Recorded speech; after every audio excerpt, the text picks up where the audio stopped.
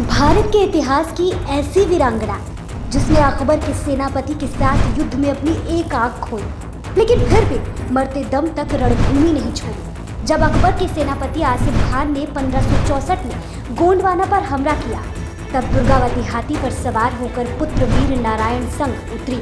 पुत्र घायल हुआ, ध्यान भटका तो रानी की आंख और गले में तीर लगा।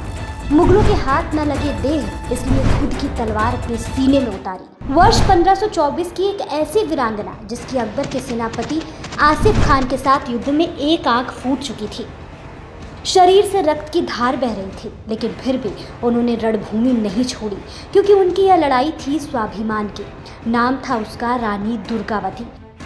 उनके पिता ने केवल उन्हें यह नाम नहीं दिया, बल्कि दुर्गा की तरह उन्हें बचपन से ही घुड़सवारी, तलवारबाजी, तीरंदाजी के साथ ही रणनीति और राजनीति जैसी कलाएं भी सिखाई। उनकी शादी 16 वर्ष की उम्र में गोंड राज्य के राजा दलपत शाह से हुई। विवाह के मात्र 7 साल बाद 1548 में ही राजा दलपत का निधन हो गया। उस समय उनका पुत्र वीर नारायण केवल 5 वर्ष का था। इसके बाद रानी ने अपने पुत्र वीर नारायण को गद्दी पर बैठाकर वास्तविक शासन अपने हाथों में लिया और 16 वर्ष तक सत्ता संभाली। लेकिन अकेली स्त्री को शासन करता देख शत्रुओं की कतार लग गई।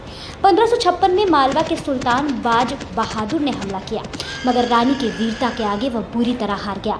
1562 में अकबर ने मालवा को अपने साम्राज्य में मिला लिया और रीवा की जिम्मेदारी अपने सेनापति आसिफ खान को दे दी। अकबर और आसिफ खान की निगाह अब गोंडवाना की समृद्धि पर थी। 1563 में पहली बार अकबर के सेनापति आसिफ खान ने गोंडवाना पर हमला किया, लेकिन रानी दुर्गावती ने उसे पराजित कर वापस खदेड़ दिया। यह हार अकबर और आसिफ खान दोनों के लिए बड़ी चोट थी।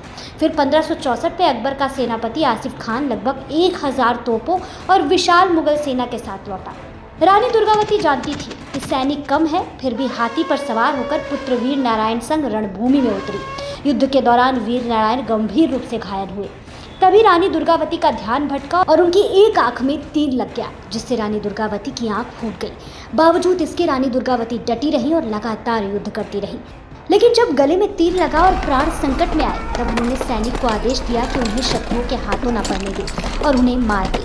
लेकिन सैनिक ने इनकार कर दिया। तब इस वीरांगना ने अपनी तलवार स्वयं सीने में भोंक कर शौर्यपूर्ण बलिदान दिया। रानी दुर्गावती ने दिखा दिया कि स्वाभिमान और स्वतंत्रता जीवन से भी अधिक मूल्यवान है।